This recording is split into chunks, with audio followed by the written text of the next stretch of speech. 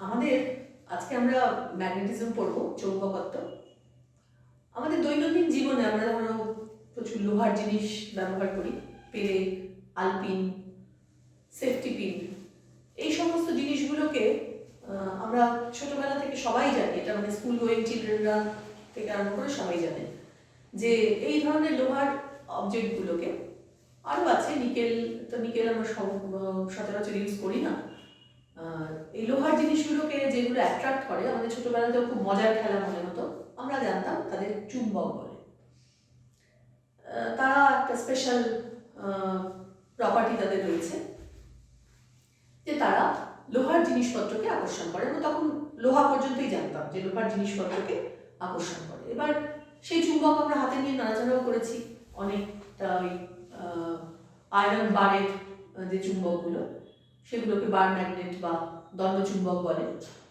সেগুলোর দু প্রান্তে দুটো যে কেন্দ্র, যেখানে সব থেকে বেশি আকর্ষণ অনুভূত হয়, সেই আকর্ষণের বিন্দুগুলোকে বলা হয় পোল বা মেরু। এবং সেই দণ্ডচুম্বকগুলোকে যদি আমরা সুতোয় বেঁধে ফ্রিলি তাকে ঝুলিয়ে দিই, সে যখন থামে দেখা যায় যে সে সবসময় নর্থ সাউথ দিক করে রয়েছে। এগুলো আমরা সব জানি। এগুলো তা এই তার ফলে আমরা দুটো এই ধরনের চুম্বকের দুটো ধর্ম আমরা পরিষ্কার জানি। তার একটা হচ্ছে যে তার একটা দিকদর্শী ধর্ম আছে, ডিরেক্টিভ প্রপার্টি, আর একটা হচ্ছে তার এই লোহা, তারপরে আমরা জেনেছি নিকেল, কোবাল্ট, এগুলোকে আকর্ষণ করে। এবং একটা চুম্বকের একটা মেরু অন্য আর একটা চুম্বকের বিপরীত মেরু তাকে আকর্ষণ করে। তো সেই চুম্বকের দুটো বিশেষ ধর্ম আমাদের জানা, যে তার একটা ডিরেক্টিভ প্রপার্টি আছে, দিকদর্শী ধর্ম, উত্তর দক্ষিণ মেরু করে মুখ করে সবসময় থাকে, আর আকর্ষণ ধর্ম আছে, সেটা লোহা, নিকেল, কোবাল্টকে আকর্ষণ করে বা অন্য আর একটা চুম্বকের বিপরীত মেরুকে আকর্ষণ করে।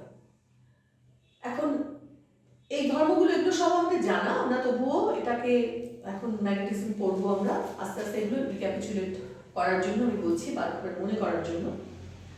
এবার এই যে আমরা একটা চুম্বক, তার আশেপাশের যে জায়গাটা, যেখানে ওই চুম্বকটা তার কাছাকাছি কোনো যদি লৌহ জাতীয় কোনো জিনিস বা অন্য কোনো একটা চুম্বকের মেরু, বিপরীত মেরু বা একই জাতীয় মেরু আসে, তার উপর কোনো একটা বল প্রয়োগ করতে পারে, সক্ষম হয়, তাহলে সেই জায়গাটাকে বলা হয় চৌম্বক ক্ষেত্র। তার ওই ম্যাগনেটটার জন্য তার চৌম্বক ক্ষেত্র। এটা একটা জায়গা, স্পেসের মধ্যে বিভিন্ন পয়েন্টে এই ফোর্সটা যদি অনুভূত হয়, তাহলে আমরা তাকে বলি চৌম্বক ক্ষেত্র।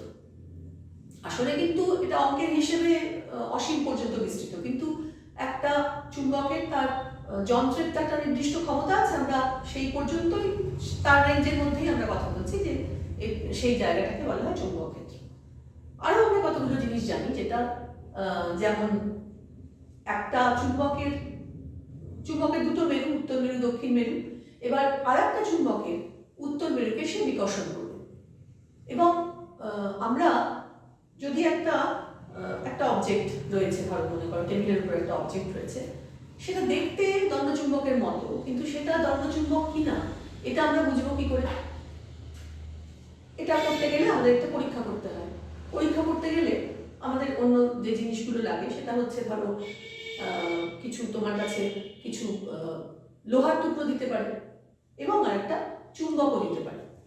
কোন পরীক্ষাটা করলে তোমাকে বলবে যে ওই যে জিনিসটা রাখা আছে, যে অবজেক্টের কথা আমি বললাম প্রথমে, সেটা একটা চুম্বক?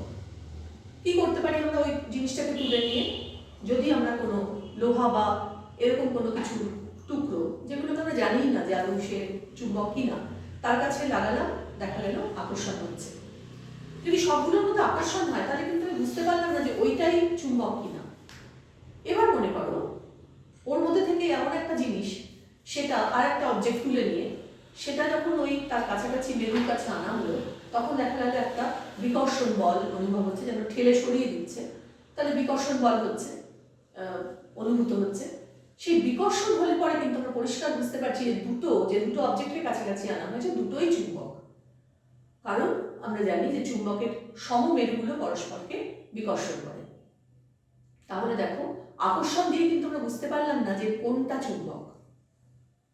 লোহার টুকরো একটা চুম্বক দ্বারা আকর্ষিত হয়, তাহলে সেক্ষেত্রে আকর্ষণ হলে কিন্তু আমরা বুঝতে পারছি না কোনটা লোহার টুকরো আর কোনটা চুম্বক। কিন্তু যেই মুহূর্তে বিকর্ষণ হলো সেই মুহূর্তে আমি বলতে পারলাম যে দুটোই চুম্বক। এই যে কথাটা আমি বলতে পারছি জোরের সাথে, এটাই প্রমাণ করে যে রিপালশন বা বিকর্ষণ হলো চৌম্বকত্বের শ্রেষ্ঠ প্রমাণ। আরো যে আমরা যদি, যেমন ধরো আমরা অলরেডি এখন পারমাণবিক গঠন করেছি, আমরা জানি যে একটা পদার্থ ছোট ছোট পরমাণু দিয়ে তৈরি। এবার সেই পরমাণুগুলোর মধ্যে গঠনটা কিরকম? একদম কেন্দ্রে প্রোটন আছে, পজিটিভ চার্জ, নিউট্রন আছে, এবার তাকে ঘিরে ইলেকট্রন রয়েছে। এবার ইলেকট্রন হচ্ছে একটা চার্জ পার্টিকেল, সেটা ঘুরছে। আমরা জানি, এটাও আমরা আগের চ্যাপ্টারগুলোতে পড়েছি, যে যদি ধরে নিই যে ইলেকট্রনের পাথটা একটা ক্লোজড লুপ, তো সেটা সার্কুলার হোক বা ইলিপ্টিক্যাল হোক, যাই হোক একটা ক্লোজড লুপ। সেই ক্লোজড লুপের মধ্যে যখন কারেন্ট যায়, অর্থাৎ যেই মুহূর্তে ইলেকট্রনটা মুভ করছে সেই মুহূর্তে সেটা একটা কারেন্ট তৈরি করছে। এই কারেন্টটা অবশ্যই সেটা একটা দণ্ডচুম্বকের মতো বিহেভ করে। এবার এইখান থেকে কিন্তু একটা জিনিস বোঝা যায় যে একটা এইরকম গঠন তো সমস্ত পার্টিকেলের মধ্যেই রয়েছে, সমস্ত ধরনের ম্যাটারের মধ্যেই রয়েছে। তবু কিছু কিছু জিনিসের মধ্যে চৌম্বকত্ব দেখা যায় কেন, সেটা আমরা অবশ্যই পরে আসবো। কিন্তু ধরে নিচ্ছি আমাদের কাছে একটা চুম্বক আছে, এবং সেই চুম্বকটা যদি আমরা তাকে ভাঙতে থাকি, বারবার ভাঙতে ভাঙতে ভাঙতে ভাঙতে একদম ছোট একটা টুকরোতে যদি পরিণত করি, যেটা হয়তো খালি চোখেই দেখা যাচ্ছে না এরকম একটা, সেখানেও কিন্তু একটা জিনিস হবে না, যেটা হচ্ছে যে তাকে কখনো তার নর্থ পোল এবং সাউথ পোল তাকে আলাদা করা যাবে না। কেন? তার কারণ ওই যে কারেন্ট লুপটা তৈরি হলো, তার যে ফেস দিয়ে দেখলে পরে দেখা যাবে যে কারেন্টটা ধরো অ্যান্টি ক্লকওয়াইজ ঘড়ির কাঁটার বিপরীত দিকে যাচ্ছে, সেখানে তো তৈরি হয়ে বসে রয়েছে নর্থ পোল, এবং যেখানে ঘড়ির কাঁটার দিকে যাচ্ছে সেখানে তৈরি হয়ে বসে রয়েছে সাউথ পোল। অর্থাৎ একটা ইলেকট্রন লুপে ঘোরার জন্য, ক্লোজ লুপে ঘোরার জন্য, তার কিন্তু একটা দণ্ডচুম্বক তৈরি হয়ে গেছে অদৃশ্য, তার একটা সেই দণ্ডচুম্বকের অবশ্যই একটা চৌম্বক ভ্রামক বা ম্যাগনেটিক মোমেন্ট রয়েছে। তো তাহলে আমরা কখনোই সেই চুম্বকের যেটা ইলেকট্রনে ঘোরার জন্য তৈরি হয়েছে তাকে আর কি করে আলাদা করবো? আলাদা করা যাবে না। এই কারণেই কিন্তু চুম্বকের কোনো মুক্ত মেরু হয় না। এটা কিন্তু ইলেকট্রিসিটিতে আমরা যখন পড়ি তখন একটা পজিটিভ চার্জ, একটা নেগেটিভ চার্জ, দুটো কিন্তু সেপারেট করা যায়। এটা একটা বেসিক ডিফারেন্স ইলেকট্রিসিটির সঙ্গে ম্যাগনেটিজমের, যে ইলেকট্রিক চার্জ আমরা মুক্ত একটা ইলেকট্রন পেতে পারি, আমরা মুক্ত প্রোটন পেতে পারি, অন্যান্য পেতে পারি, কিন্তু একটা ম্যাগনেটের ক্ষেত্রে মুক্ত মেরু পাওয়া যায়। হলো এবার এটা কিন্তু আমাদের এই যে মুক্ত মেরু পাওয়া যায় না, এটা এই যে থিওরি অফ অ্যাটমিক থিওরি থেকে, তার ইলেকট্রনের ঘূর্ণন থেকে কিন্তু এটা অনেকটা সাপোর্ট করে যে কেন আমরা এই মুক্ত মেরু পাই না। এবার একটা ম্যাগনেট, মনে করো একটা দণ্ডচুম্বক রাখা আছে, তার নর্থ পোল সাউথ পোল। আমি একটু আগে বলছিলাম যে এর কাছাকাছি যে অঞ্চলটাতে কোনো লোহার জিনিস অথবা অন্য কোনো ম্যাগনেট আনলে পরে যদি আকর্ষণ বা বিকর্ষণ বল অনুভূত হয়, তাহলে সেই জায়গাটাকে আমি বলবো ম্যাগনেটিক ফিল্ড। এবার যদি মনে করা যায় যে আমি যদি মনে করি যে একটা বিরাট লম্বা একটা ম্যাগনেট কিনছি, যার নর্থ পোলটাকে আমি এখানে এনেছি, সাউথ পোলটা কোথায় অনেক দূরে, সেটা এখানে ঠিক আসছে না, তো সেই নর্থ পোলের উপরে এই ম্যাগনেটটা একটা বল প্রয়োগ করবে, তো বল যেহেতু একটা ভেক্টর রাশি, তার একটা দিক থাকবে। সেই দিকগুলো আমরা বার করার খুব ভালো একটা ওয়ে আছে। যেমন একটা বার ম্যাগনেট রাখা হলো, আর একটা কার্ডবোর্ডের উপরে কিছু আয়রন পাউডার স্প্রিঙ্কল করে দিলে, এবার যদি সেই বার ম্যাগনেটটা রাখা হয় সেখানে, আস্তে আস্তে ছোট ছোট করে ট্যাপিং করলে পরে দেখা যায় যে ওই আয়রন পাউডারগুলো, আয়রন গ্রেনসগুলো, সেগুলো কিন্তু একটা লাইন বরাবর নিজেদের সাজিয়ে ফেলেছে এবং সেই লাইনগুলো দেখতে অনেকটা এরকম হয়।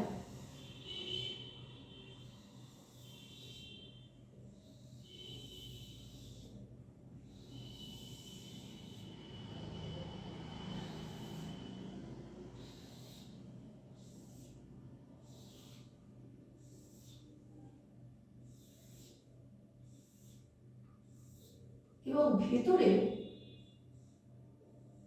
এই প্রত্যেকটা, আমি তাদের করেসপন্ডিং লাইনগুলো আঁকছি না, কিন্তু প্রত্যেকটা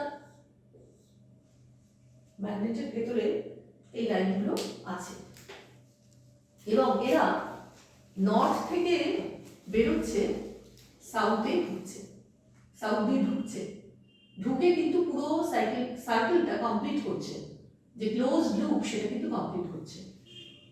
আমরা কোথা থেকে শুরু করেছিলাম যে একটা ম্যাগনেট তার আশেপাশে যে অঞ্চলটাতে অন্য একটা ম্যাগনেটের উপর যে বল প্রয়োগ করছে সেটার উপর। এবার যদি আমি এখানে একটা একক উত্তর মেরু এরকম ভাবে রাখতে পারি, তাহলে সেই মেরুটার উপরে এই ম্যাগনেটটা যে বল প্রয়োগ করবে, সেই বল প্রয়োগ করলে ধরো মনে করো এরকম একটা জায়গায় আছে উত্তর মেরুটা, এবার এই ম্যাগনেটটা যে বল প্রয়োগ করেছে সেটার ডিরেকশনটা কিন্তু পাবো এই কার্ভটার উপরে। আমি যদি এই পয়েন্টে একটা ট্যানজেন্টটা নিই, তাহলে সেই ট্যানজেন্টটা হচ্ছে সেই দিকটাকে নির্দেশ করবে যে দিক বরাবর এই চৌম্বক বলটা কাজ করছে। এইরকম সবকটা দিকে এটা একটা সঞ্চার পথ, একটা বল কাজ করছে, একটা ফ্রি ম্যাগনেটিক পোল সে মুভ করছে। কিভাবে মুভ করছে সেই পথটাকে বলা হচ্ছে সঞ্চার পথ। এই সঞ্চার পথটা হচ্ছে ম্যাগনেটিক লাইনস অফ ফোর্স বা চৌম্বক বলরেখা। এবার এই চৌম্বক বলরেখাগুলো আমরা যদি তাকাই তাহলে কতগুলো জিনিস দেখতে পাবো। প্রথম যেটা দেখতে পাবো সেটা হচ্ছে যে এটা একটা ক্লোজড কার্ভ, অর্থাৎ ভেতরেও কিন্তু এই মেটেরিয়ালটার ভেতরেও কিন্তু এই লাইনটা আছে, কন্টিনিউ করছে। যেটা আমরা ইলেকট্রিসিটির ক্ষেত্রে যে মেইন ডিফারেন্স সেটা কিন্তু এইটা, যে যদি এখানে একটা পজিটিভ আর এখানে একটা নেগেটিভ চার্জ থাকতো এবং একটা পজিটিভ সিঙ্গেল পজিটিভ চার্জকে আমি যদি ছেড়ে দিতাম এই এর ফিল্ডের মধ্যে, তাহলে কিন্তু এটা পজিটিভ দিয়ে ঢুকতো, নেগেটিভ এসে শেষ হতো এবং আমরা জানি যে আহিত পরিবাহীর ভেতরে সেটা সেই ফিল্ড শূন্য। সুতরাং এটা একটা ইনকমপ্লিট কার্ভ, যেটা এটার সাথে মেইন একটা ডিফারেন্স। আচ্ছা, এটা তো গেল একটা ক্লোজড কার্ভ। এছাড়াও দেখো যখন আমি যদি লংগিটিউডিনালি যাই, আমি যদি দৈর্ঘ্য বরাবর যাই, তাহলে দেখতে পাবো তার একটা সংকুচিত হয়ে যাওয়ার একটা টেন্ডেন্সি রয়েছে। এই টেন্ডেন্সিটা কিন্তু তৈরি হয় দুটো বিপরীত মেরুর যে আকর্ষণ, সেই আকর্ষণ বলের জন্যই যে টেন্ডেন্সিটা তৈরি হয়, যে এই লেন্থ বরাবর একটা কন্ট্রাক্ট করার, সংকুচিত হয়ে যাওয়ার। এটা একটা বৈশিষ্ট্য। ল্যাটারালি আমরা দেখতে পাচ্ছি যে এখানে এই এই অঞ্চলগুলোতে একটা প্রেসার রয়েছে, অ্যাজ ইফ এইভাবে, যার জন্য এদের স্পেসিং গুলো বেড়ে গেছে। এটাও কিন্তু দুটো সমমেরুর মধ্যে বিকর্ষণের ফলেই কিন্তু তৈরি হয়। এই জিনিসগুলো হচ্ছে এর বৈশিষ্ট্য। আর একটা বৈশিষ্ট্য, খুব ইম্পর্টেন্ট বৈশিষ্ট্য, সেটা হচ্ছে যে দুটো লাইনস অফ ফোর্স কখনো একটা পয়েন্টে এসে কখনো কাট করে না। এই দুটো লাইনস অফ ফোর্স যদি একসঙ্গে এসে কাট করতো, যদি এরকম হতো,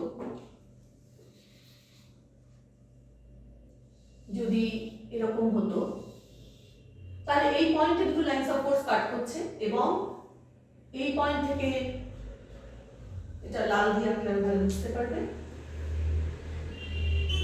এই পয়েন্ট থেকে যে দিকটা নির্দেশিত হচ্ছে সেটা হচ্ছে এটা, আর এই পয়েন্ট থেকে যে দিকটা নির্দেশিত হচ্ছে সেটা হচ্ছে এটা। অর্থাৎ একই পয়েন্টে দুটো ফিল্ডের দুটো ডিরেকশন পাওয়া যাচ্ছে, একই পয়েন্টে ফিল্ডের দুটো ডিরেকশন পাওয়া যাচ্ছে। এবার এটা সম্ভব নয়, তার কারণ এটা এই যে ফিল্ডটা, এই যে বলটা, সেটা হচ্ছে একদম ইউনিক এবং তার ডিরেকশনটাও একটা পার্টিকুলার পয়েন্টে তার দূরত্বের উপরে নির্ভর করছে, অন্য কিছুর উপর নয়। তা এই সমস্ত ধর্মগুলো, এগুলো আমরা জানি, তবুও আমরা একবার ঝালিয়ে নিলাম। আচ্ছা, আর একটা হচ্ছে যে আমরা ইউনিফর্ম ফিল্ড কাকে বলবো, সম বল সম্পন্ন ক্ষেত্র, সেটা কাকে বলবো, এবং সেই ফিল্ড লাইনগুলো দেখতে কেমন হবে। আমরা জানি যে যদি সম মানে, ইউনিফর্ম মানেই হচ্ছে একটা সমান ব্যাপার, অর্থাৎ তার ফিল্ডের মান সমান এবং তাদের ডিরেকশনগুলো সমস্ত সমান্তরাল, যদি এরকম হয় সেইগুলোকে আমরা বলবো ইউনিফর্ম ফিল্ড। একটা ম্যাগনেট তার কাছাকাছি কিন্তু এই ধরনের ইউনিফর্ম ফিল্ডগুলো থাকে না, অনেকটা দূরে চলে গেলে তখন প্রায় প্যারালাল হয়ে যায়, সেটাকে আমরা ইউনিফর্ম বলে কনসিডার করতে পারি। আর একটা ব্যাপার হচ্ছে যে আমরা তো এই একটা পয়েন্টে যখন আমরা একটা একক মেরুর উপরে যে বলটা কনসিডার করছি, সেটা তো বেসিক্যালি বি, সেইটা যত বেশি লাইনস অফ ফোর্স একটা পার্টিকুলার এরিয়ার মধ্যে দিয়ে যাবে, তত তার বি এর মান বেশি হবে। এইরকম জায়গাগুলোতে একটা ইউনিট, একটা এরিয়া যদি আমরা কল্পনা করি, তাহলে দেখেই গুনে বুঝতে পারছি যে অনেকগুলো লাইনস অফ ফোর্স, অর্থাৎ এই জায়গাটাতে ফিল্ডটা কিন্তু বেশ স্ট্রং। ওয়্যারএস তুমি যদি আরেকটু দূরে যাও, তখন ওই এরিয়াটার মধ্যে হয়তো তুমি দুটো কি তিনটে লাইন পাবে, বোঝা যাচ্ছে যে এখানে ফিল্ডের মান কমে গেছে, না যেটা হওয়ার কথা ছিল সেরকম। এইগুলো আমাদের জাস্ট কতগুলো ইভেন্ট, ফেনোমেনোলজিক্যাল কতগুলো কথা আমরা ঝালিয়ে নিলাম। এবার একটু দেখবো যে দুটো ডিফারেন্ট মেরু যদি থাকে, দুটো ডিফারেন্ট ম্যাগনেটের, সেম মেরু হতে পারে, সেম টাইপের মেরু হতে পারে, ডিফারেন্ট টাইপের মেরু হতে পারে। যদি সেম টাইপের মেরু হয়, নর্থ পোল কি সাউথ পোল, তাহলে তাদের মধ্যে বিকর্ষণ হবে, সেটা আমরা জানি। আর যদি নর্থ পোল সাউথ পোল হয়, তাহলে তাদের মধ্যে আকর্ষণ হবে। এই আকর্ষণ বা বিকর্ষণ বল, তাদের যে নেচার, সেই নেচারটা হচ্ছে আসলে তাকে বলা হয় ইনভার্স স্কয়ার ল। সেই ইনভার্স স্কয়ার ল টাইপের ফোর্স আমরা এর আগে অনেক দেখেছি। যেমন তোমরা যখন মহাকর্ষ পড়েছো, তখন মহাকর্ষের ক্ষেত্রে দেখছো যে ইনভার্স স্কয়ার ল। আমরা কিছুদিন আগে ইলেকট্রিসিটি পড়েছি, ইলেকট্রিসিটিতেও আমরা দেখেছি যে একই নেচারের। ইলেকট্রিসিটির সঙ্গে ম্যাগনেটিজমটার অনেক মিল, এবং এই ম্যাগনেটিজমটা তৈরি হয় ইলেকট্রিক ফিল্ড নড়াচড়া করে, ইলেকট্রিক চার্জ নড়াচড়া করে বলে তোমরা জানো। সেই জন্য আমরা ইলেকট্রিক ফিল্ডের সঙ্গে মাঝে মাঝে কম্পেয়ার করে পড়ি, আমাদের বুঝতে সুবিধা হবে। তাই আমরা ধরে নিচ্ছি বায়ুতে দুটো সিমিলার ম্যাগনেটিক পোল আছে, যাদের পোল স্ট্রেংথ হচ্ছে এম এবং এম ড্যাশ, তাদের মধ্যে তার দূরত্ব হচ্ছে আর, বায়ুতে রয়েছে। তাহলে এদের মধ্যে যে বিকর্ষণ বল কাজ করবে, সেটা আমরা জানি, যেরকম ভাবে আমরা মহাকর্ষ বা ইলেকট্রিসিটির ক্ষেত্রে দেখেছি, এখানেও তাই। পোল স্ট্রেংথগুলোর গুণফলের সঙ্গে সমানুপাতিক হবে এবং দূরত্বের বর্গের সাথে ব্যাসানুপাতিক হবে। এবং দূরত্বের বর্গের সাথে ব্যাসানুপাতিক হওয়ার জন্য এটা, এই সূত্রটার নাম দূরত্বের ব্যাসানুপাতিক সূত্র। এই সূত্র ফলো করে মোটামুটি যেগুলো নন কন্ট্যাক্ট ফোর্স অনেকগুলোই করে, যেমন আমরা একটু আগে বললাম মহাকর্ষ এবং স্থির তড়িতের যে বলটা। এবার এখানে একটা কনস্ট্যান্ট চাই, F is equal to ম্যাগনেটের ক্ষেত্রে μ0/4 পাই, এটা হচ্ছে সেই কনস্ট্যান্টটা, m dash by r square. এবার এখানে যেই আমি সূত্রটা পেলাম, আমরা ঠিক এরকমই সূত্র দেখেছিলাম ইলেকট্রিসিটির ক্ষেত্রে। দুটো চার্জ সেখানে ছিল q ড্যাশ, এবং এখানে যে চৌম্বক ক্ষেত্রটা, সেটা হবে, যদি আমি m পোলটার জন্য চৌম্বক ক্ষেত্রের কথা ভাবি, যার মধ্যে m ড্যাশ পোলটা এসেছে এবং তার উপরে ও ফোর্স অ্যাপ্লাই করেছে, সেই ফোর্সটা হচ্ছে এটা। এবং তখন m এর জন্য যে চৌম্বক ক্ষেত্র, সেটা হচ্ছে μ0/4 পাই m/r স্কয়ার। ঠিক একই রকম জন্য যেটা ছিল সেটা হচ্ছে f is equal to 1/4 pi epsilon 0 q dash by r square এবং ইলেকট্রিক ফিল্ড ছিল 1/4 pi epsilon 0 q by r square। মানে q চার্জের জন্য যে ইলেকট্রিক ফিল্ড তার মধ্যে q ড্যাশটা প্রবেশ করেছে এবং তাদের উপরে যে ফোর্সটা কাজ করছে সেটা হচ্ছে f। এবার এখানে এই যে μ0/4 পাই এটা যেরকম যে ভূমিকা যে কনস্ট্যান্ট মিডিয়ামটার প্রপার্টি, ঠিক এখানেও 1/4 পাই এপসিলন 0 একই ভূমিকা।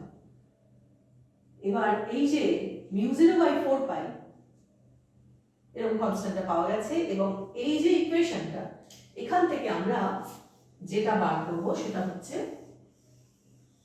একক মেরুর সংজ্ঞা। ধরে নিচ্ছি যে m এবং m ড্যাশ এটার মান সমান, তাহলে m is equal to m dash is equal to m ধরছি, r is equal to 1 metre যদি হয়, বায়ুতে রাখা আছে, যদি বায়ুতে রাখা থাকে তাহলে μ0/4 পাই এর ভ্যালু হচ্ছে 10 to the power minus 7। আমি শুধু সংখ্যা মানটা লিখছি, আমি পরে একবারে ইউনিট লিখব। এবার এখান থেকে তাহলে আমরা এসআই সিস্টেমে কাজ করছি। f is equal to f এর মাপা হচ্ছে নিউটনে, তাহলে এদিকে নিউটন যদি হয় আমরা এবার এটা যে সংজ্ঞা সেটা কি হবে, সেটা যদি এটা 10 to the power 7 ভ্যালু হয় তাহলে দেখো যদি আমরা এখানে বসাই 10 to the power minus 7 এখানে m square by 1 square is equal to এখানে যদি 10 to the power minus 7 force কাজ করে এদের মধ্যে, যখন r is equal to 1 metre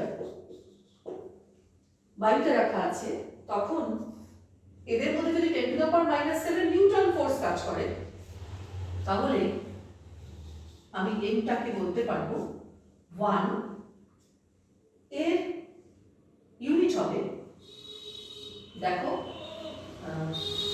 either এটা অ্যাম্পিয়ার মিটার স্কয়ার অথবা এটা হবে নিউটন পার টেসলা। কারণ টেসলা হচ্ছে তোমরা জানো যে এই যে বিটা ম্যাগনেটিক ফিল্ড তার এসআই ইউনিট হচ্ছে টেসলা। সুতরাং এখানে তাহলে এদের ভ্যালু হবে ওই 1 নিউটন পার টেসলা। তাহলে আমরা আবার এটাকে বলি যে যদি দুটো সমমানের সমজাতীয় দুটো মেরুকে বায়ুর মধ্যে 1 মিটার ডিফারেন্সে রাখা হয় এবং তাদের মধ্যে 10 to the power minus 7 Newton force কাজ করে, তাহলে প্রত্যেকটা মেরুকে আমি বলতে পারবো 1 নিউটন পার টেসলা পরিমাণ মেরু শক্তি। এবার আমরা যদি দেখি যে আমরা একটু আগে বলেছি যে একটা ইলেকট্রন যখন তার অরবিটের মধ্যে ঘোরে তখন তার ঘোরার জন্য সেটা একটা ইকুইভ্যালেন্ট টু একটা ইলেকট্রিক ডাইপোল। এবং ডাইপোলটা কি?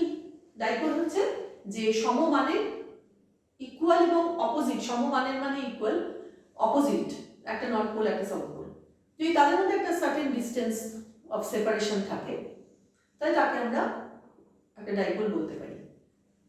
এবার সেই ডাইপোলটার যদি এরকম দেখতে হয়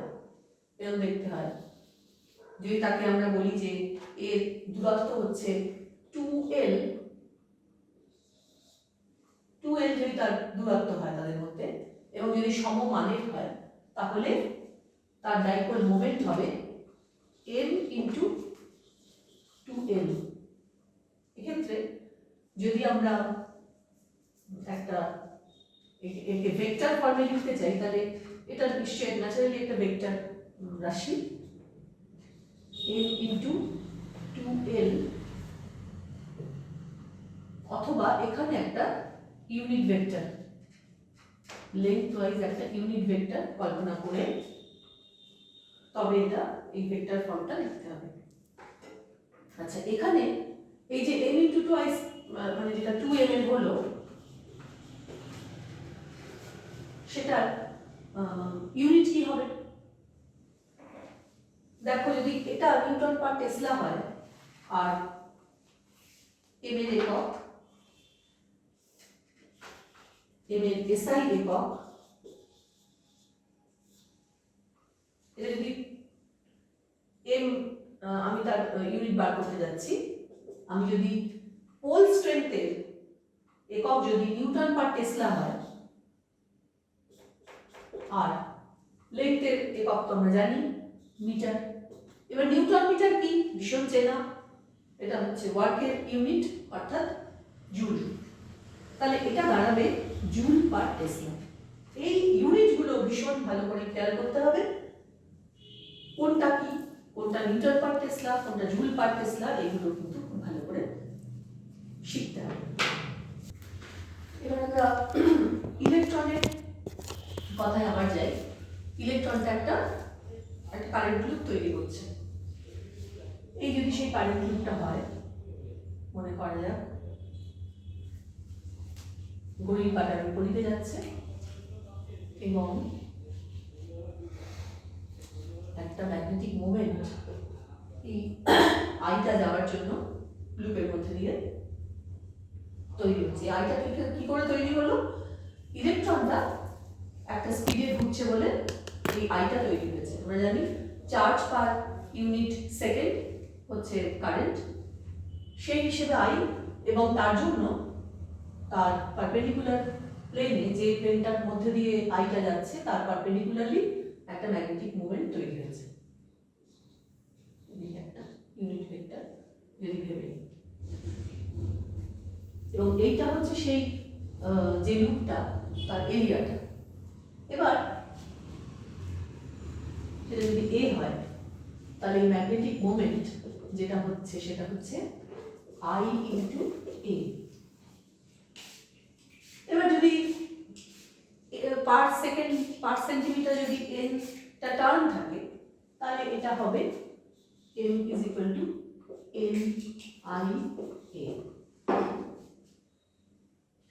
এবার এসো আমরা যে ইলেকট্রনটা ঘুরছে তার বিষয়ে দেখি যে কতটা ম্যাগনেটিক মোমেন্ট সে তৈরি করছে। এবার ইলেকট্রনটা যখন ঘুরছে, ইলেকট্রনের চার্জ হচ্ছে ই, ধরে নিচ্ছি সেটা একটা পাক ঘুরছে বা একটা রেভলিউশন ঘুরছে, এটা হচ্ছে তার চার্জ,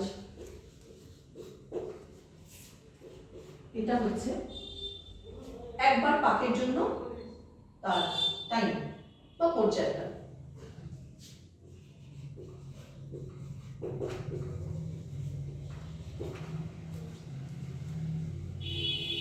তাহলে যে কারেন্টটা তৈরি হচ্ছে সেটা হচ্ছে E by T.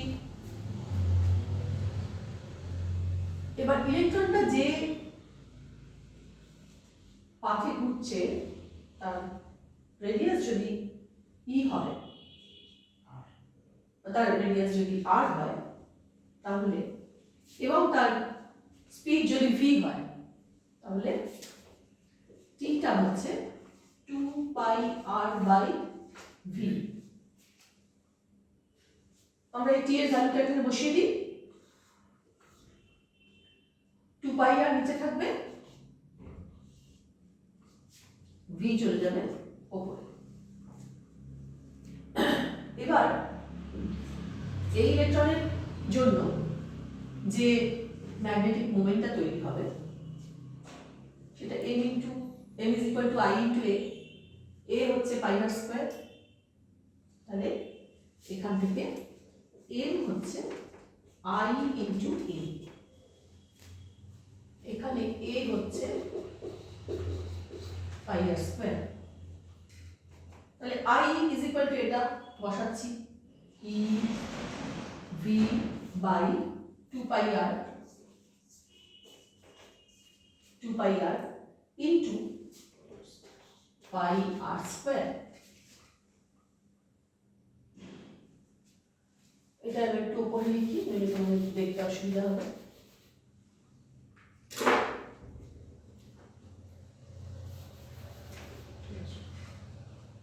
m is equal two দাঁড়াচ্ছে, পাই পাই ক্যান্সেল হচ্ছে, আর আর ক্যান্সেল হচ্ছে, উপরে থাকছে ই ভি আর বাই 2।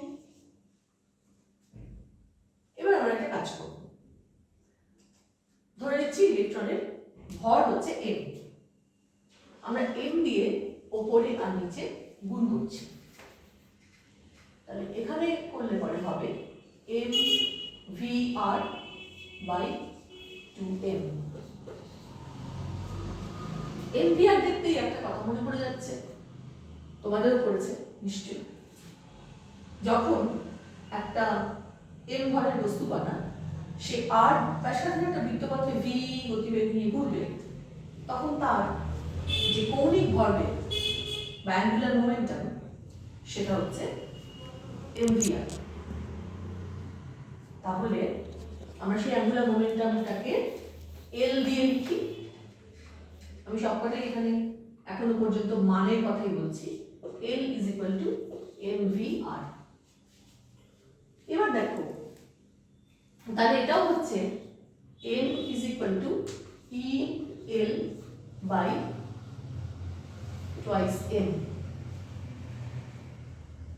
যদি ভেক্টর ইকুয়েশন লিখি তাহলে দাঁড়াবে এরকম,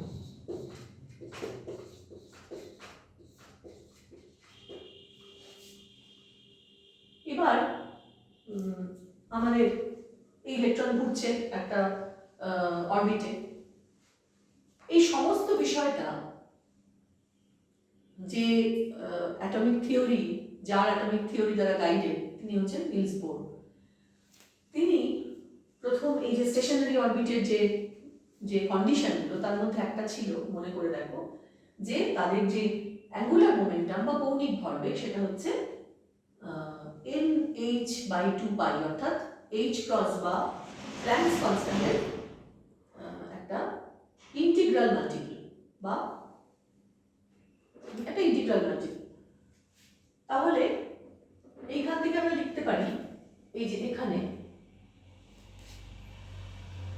nh বাই 2 পাই, যেখানে n টা হচ্ছে ইন্টিগ্রাল মাল্টিপল 1 2 3 এরকম, এগুলোকে মুখ্য কোয়ান্টাম সংখ্যা বলা হয়। n is equal two 1 2 3। 1 টা কি ইন্ডিকেট করে, যে এই যদি নিউক্লিয়াস হয় তাহলে ইলেকট্রনটা একদম ইনারমোস্ট অরবিটে আছে, n ইজ ইকুয়াল টু 1। এরকম অবস্থাতে তার ম্যাগনেটিক মোমেন্ট কি হয় আমরা একটু দেখি। আমরা এখান থেকে এই যে m is equal to e into mvr by 2m পেয়েছি। এবার এখানে আমরা যদি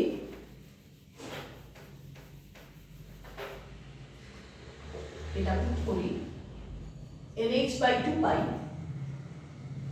nh বাই 2 পাই, একটা 2 অলরেডি ছিল, তাহলে এটা 4 পাই m হয়। m is equal to e_nh by 2 pi m। এখানে এই যে আমরা মোমেন্টটা পেলাম, এটা ইলেকট্রনের ওই বৃত্তপথে বা যে কোনো মানে অরবিটে, ক্লোজড অরবিটে ঘোরার জন্য পেলাম। সবচেয়ে ছোট ম্যাগনেটিক মোমেন্ট কত হবে, যদি n ইজ ইকুয়াল টু 1 হয়, অর্থাৎ সে যদি একদম ইনারমোস্ট অরবিটে যে ইলেকট্রনটা ঘোরে তার যে ম্যাগনেটিক মোমেন্ট, সেই ম্যাগনেটিক মোমেন্ট হবে তাহলে EH বাই 4 পাই m, যেটা আমরা এখান থেকে পাচ্ছি। এই যে একদম ইনারমোস্ট অরবিটে যে ম্যাগনেটিক মোমেন্টটা বা চৌম্বক ভ্রামকটা, সেইটাকে বলা হয়, সেটা যে একদম লিস্ট, সব থেকে কম, এবং এইটাকে বলা হয় Bohr magneton, EH by 4 pi m।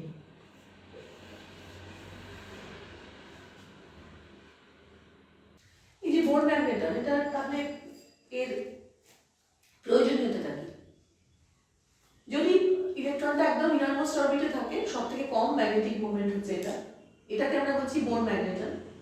এবার যদি সে n = 2, 3 এই কক্ষপথগুলোতে যায়, জাস্ট এইটার পাশে আমি n বসিয়ে দেবো, তখন ওইটা এই বোর ম্যাগনেটন তার ইন্টিগ্রাল মাল্টিপল হয়ে যাবে ওই অরবিটগুলোতে n = 2 বা 3 তে কত ইলেকট্রনের, একটা ইলেকট্রনের কত ম্যাগনেটিক মোমেন্ট হবে।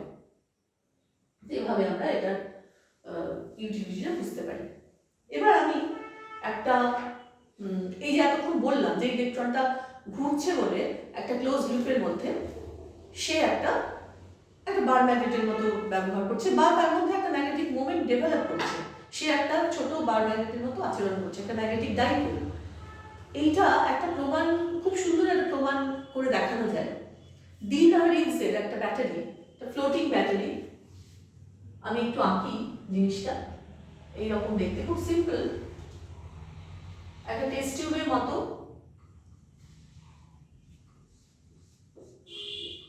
এখানে জিনিসের মধ্যে নেওয়া হলো মার্কারি। এবার মার্কারিটাকে এমনভাবে নেওয়া হলো যেন এটা একটা পাত্রের মধ্যে জল আছে, তার মধ্যে ভাসে। এবার এখান থেকে এর উপরে মার্কারি খুব ভারী, আমরা জানি, নিচে রয়েছে, এবার তার উপরে ডাইলিউট সালফিউরিক অ্যাসিড, লঘু সালফিউরিক অ্যাসিড এবং একটা কপার এবং জিঙ্কের পাত, এখানে একটা কর্ড দিয়ে একে আটকে দেওয়া হয়েছে, এখানটাতে সেই লিকুইডটা রয়েছে লঘু সালফিউরিক অ্যাসিড, এবং তার ভেতরে কপার এবং জিঙ্কের পাত অ্যাকচুয়ালি এই কর্ডটা ভেদ করে এগুলোকে বাইরে বার করা হয়েছে।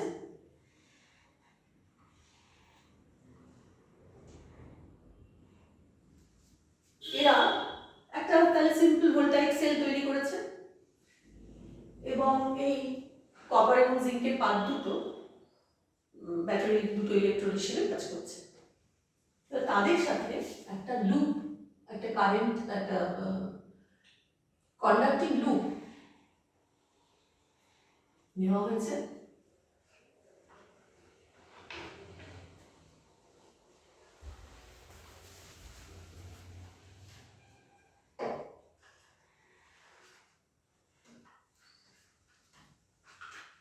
এই কন্ডাক্টিং লুপটা এটা প্রায় সলিনয়েডের মতো নেওয়া যেতে পারে, একটা দুটো কি তিনটে টার্নও নেওয়া যেতে পারে, এটা নেওয়া হয়েছে। এবার এর মধ্যে দিয়ে যদি কারেন্ট এভাবে যায়,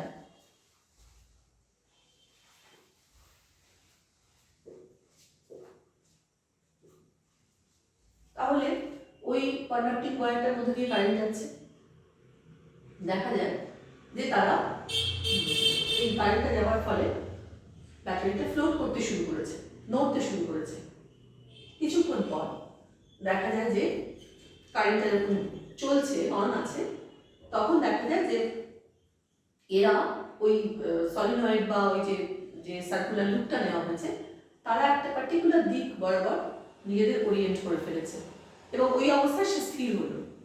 দেখা যায় যে সেই দিকটা, যেদিকে সে ওরিয়েন্টেশন তার হয়েছে, সেই দিকটা হচ্ছে নর্থ সাউথ। এটা যতবার তাকে নাড়িয়ে দেওয়া হয় তারপরেও কিন্তু সে ওই অবস্থাতে নিজেকে ওরিয়েন্ট করে ফেলে। এখান থেকে পরিষ্কার হচ্ছে যে ওইটা ম্যাগনেটিক একটা ডাইপোল তৈরি হচ্ছে এবং তার ফলে তার একটা ডিরেক্টিভ প্রপার্টি জেনারেট হচ্ছে, যেটা কারেন্টটা অফ হয়ে গেলে ন্যাচারালি ও যে কোনো দিকে যে কোনো ভাবে ভাসবে। তো এটা খুব একটা সুন্দর এক্সপেরিমেন্ট যে কারেন্ট লুপ যে সত্যি সত্যি একটা ম্যাগনেটিক ডাইপোল তৈরি করে। তা এরপরে আমরা যে ডাইপোল মোমেন্টগুলোর কথা আমরা এতক্ষণ আলোচনা করলাম, সেগুলো দিয়ে ছোট ভীষণ সিম্পল দুটো অঙ্ক করি।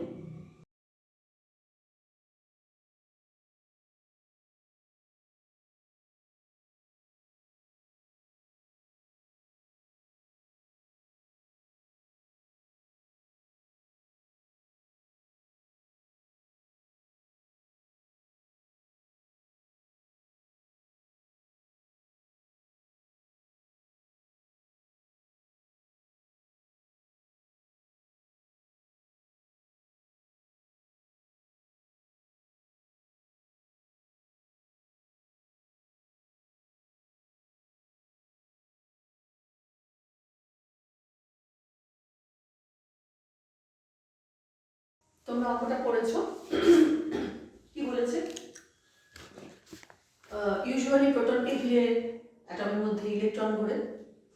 আমরা ধরে নিচ্ছি যে ইলেকট্রনের বদলে μ1, যার চার্জ হচ্ছে একদম ইলেকট্রনের মতো 1.6 × 10⁻⁻⁹ কুলম্ব, কিন্তু মাসটা হচ্ছে 200 টাইমস মাস অফ ইলেকট্রন। তাহলে আমরা মিউ মাস লিখেছি 200 me, এমিটা হচ্ছে ইলেকট্রনের মাস। যদি এরকম হয় যে সেটা μ1টা প্রোটনকে ঘিরে ঘুরছে, তাহলে তার একদম গ্রাউন্ড স্টেটে n = 1 এ কত ম্যাগনেটিক মোমেন্ট হবে। ভীষণ সিম্পল, এই পার্টিকুলার ফর্মুলাটা ইউজ করেই হবে। m = μe, that is mu যে চার্জটা, আর h শুধু তুমি মিউ ই না লিখে এখানে ইও লিখতে পারো, কারণ এটা same charge as that of electron. আর মিউর মাসটা নেওয়া হয়েছে 2πm।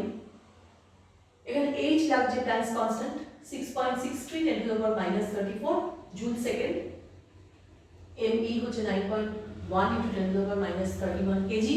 একটা কথা বলে দিই যে এই অঙ্কটাতে কিন্তু এই কোনো ডেটাই দেওয়া নেই, অর্থাৎ এই ডেটাগুলো, এই ভ্যালুগুলো প্ল্যাঙ্কস কনস্ট্যান্টের ভ্যালু, এবং ইলেকট্রনের চার্জ আর ইলেকট্রনের মাস তো জানতেই হবে, এবং প্ল্যাঙ্কস কনস্ট্যান্টের ভ্যালু অ্যালং উইথ ওর ইউনিট শিখতে হবে।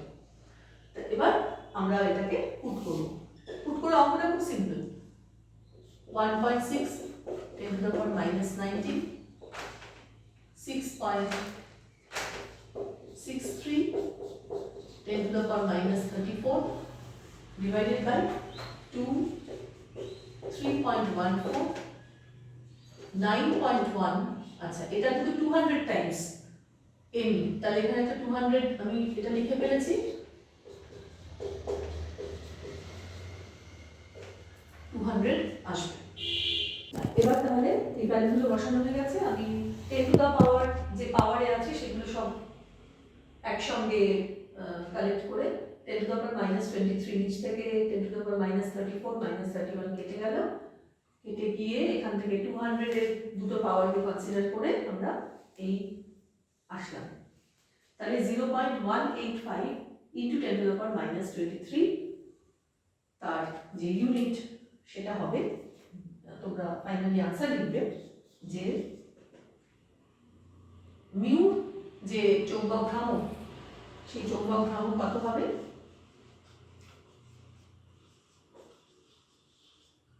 0.185 10⁻⁻23 জুল পার টেসলা। আমরা আরেকটা অঙ্ক করি।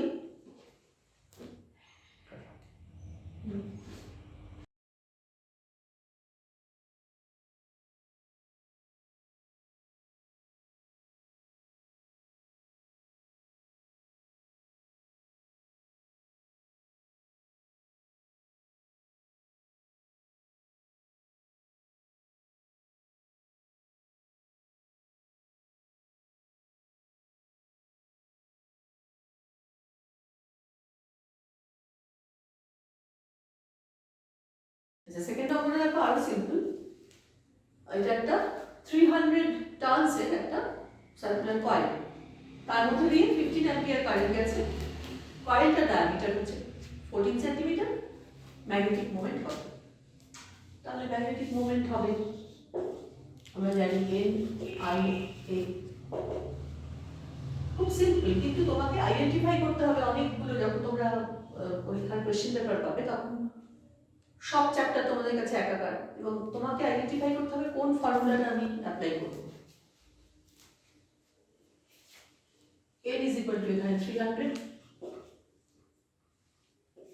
15, a হচ্ছে পাই r², এখান থেকে r = 7 centimetre, that is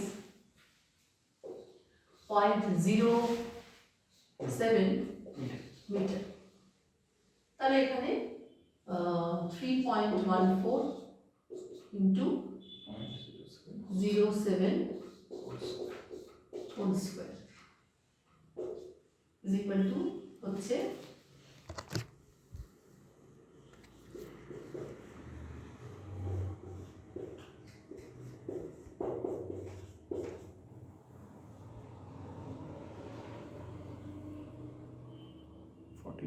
10⁻⁴ -4। 49 into 10 to the power minus 4 করে আচ্ছা, তাহলে এটা ওয়ার্কআউট করলে আসবে 69.23। তার মানে চৌম্বক ভ্রামক